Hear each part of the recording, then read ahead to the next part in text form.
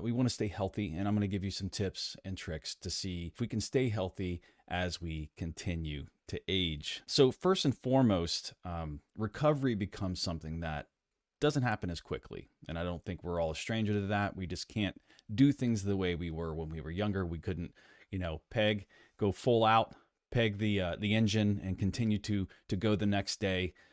Those college days, those early 20s, mid 20s, late 20s, even those days are over for most of us that are looking to stay healthy as we again progress through the age spectrum.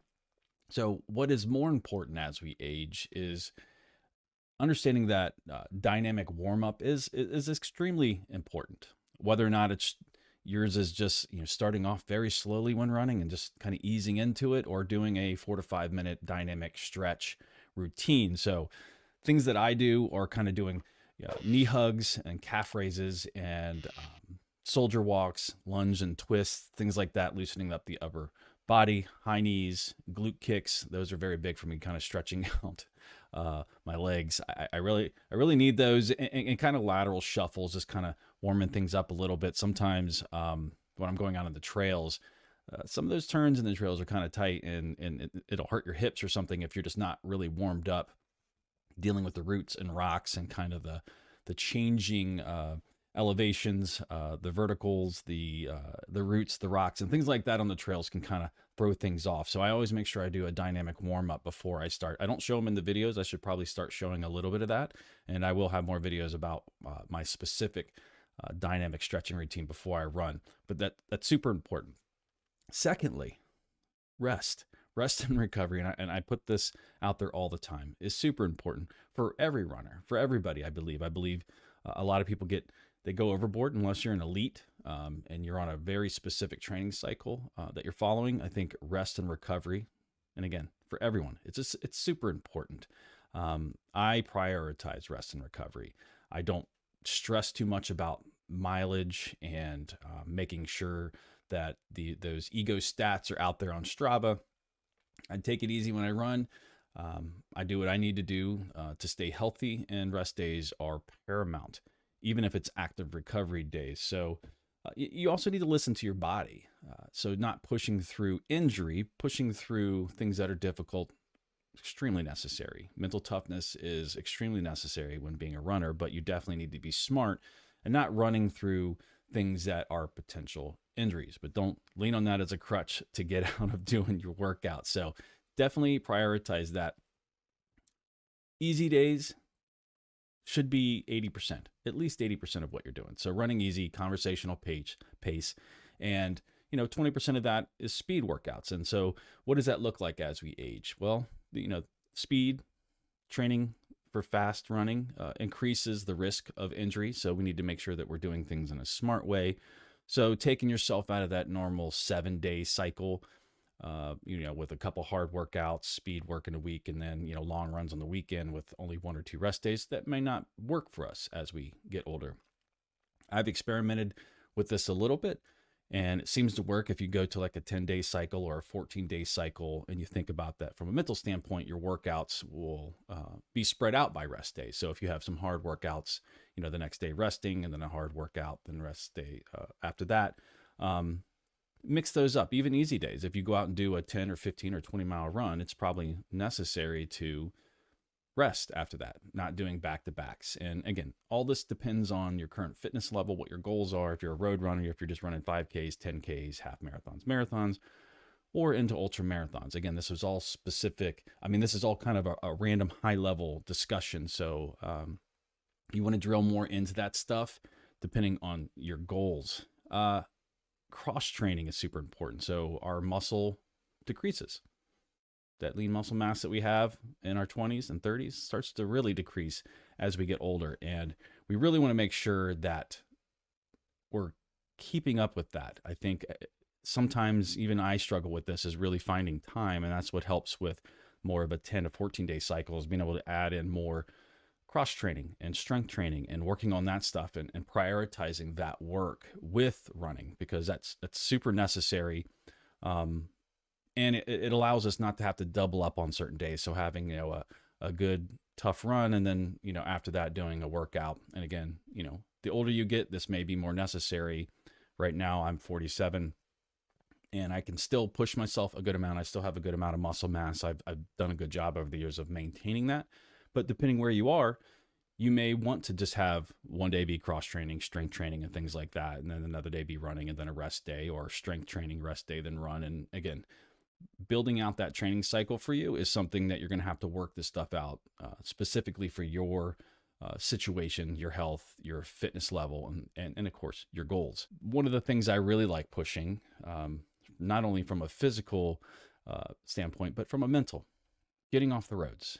Getting off the roads helps me tremendously because, mental health, clearing your mind, getting away from people, crowded spaces, cars, and things like that. Getting away from that, moving over to the trails. Trails have a way of being healing and clearing your mind and allowing you to just add that balance to your life from, the hustle and bustle of work, people, cars. Again, if you're in a city, definitely if you could get away, that's super important, I think.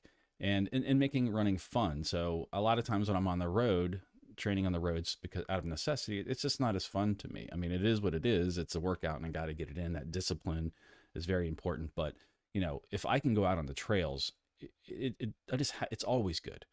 I don't ever come back from the trails and go, that was, I don't really care. That wasn't that fun. I love getting on trails. No matter how much time I can get out there, I love every minute that I can get out there. The workouts are just more fun. And there's things to look at that are different than what you're seeing every single day. I don't have to deal with stopping at crosswalks, getting around people with their dogs, and just, adding more stress or things to a workout that kind of take away from you being with yourself. That peace and tranquility that you can get out there is undeniable. So if you can get out there, if you have some place that's safe for you to run, if you're someone who's scared to get out there, get a training partner, have somebody run with you. And I think that will definitely help you in the long run. And again, there's so many benefits outside of that from the physical, just being able to mix up the add to the proprioception between your brain and your feet, getting out there, getting around rocks and roots. And it will definitely help you with the lower leg strength. And that definitely helped me stay away from the injuries. The ground is softer than the roads, obviously. But when I started running trails is where I kind of left those nagging running injuries from the roads.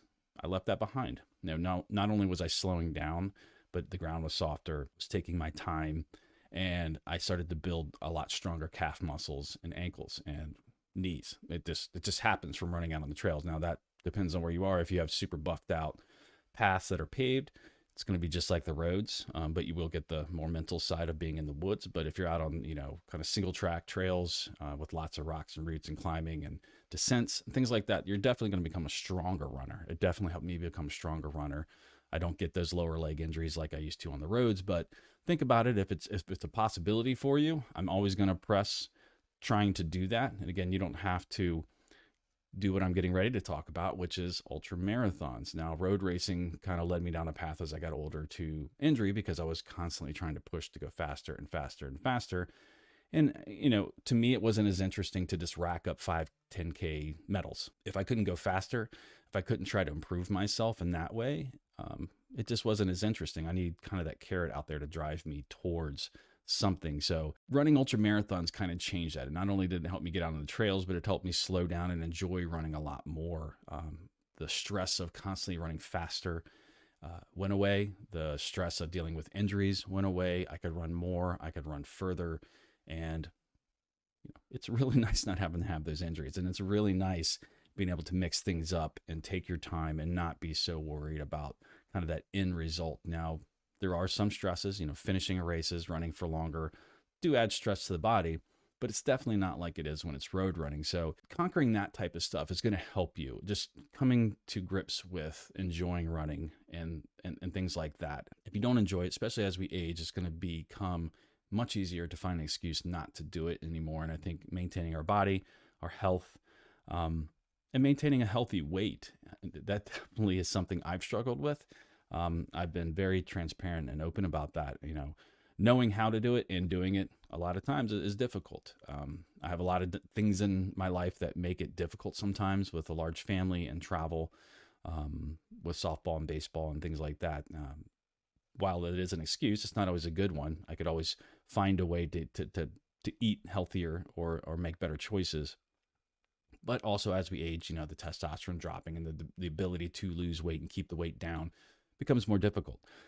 So maintaining the healthy weight is super important for anyone at any age when you're running, but also, eating a healthy diet, a balanced diet that gives us the nutrients we need for strong bones, keeping those ligaments nice and healthy, the muscles, the fascia, all the things we're dealing with here. Stretching is definitely important at any stage, but as we get older, we want to make sure our mobility is there.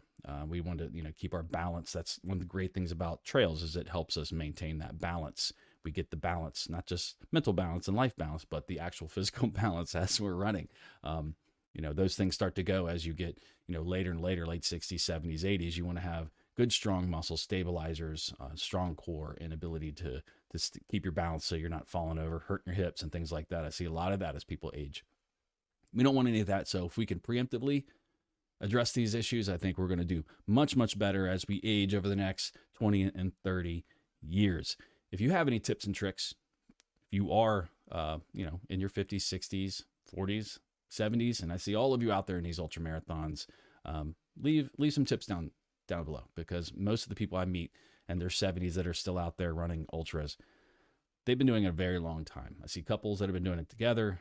It's awesome to see people doing that, and it'd be great for you to share your knowledge as a senior runner and pass that wisdom down to us so that we can take advantage of your wisdom. I'll see you in the next video. Go ahead and click right here. Join me. More tips and tricks. Let's just keep going.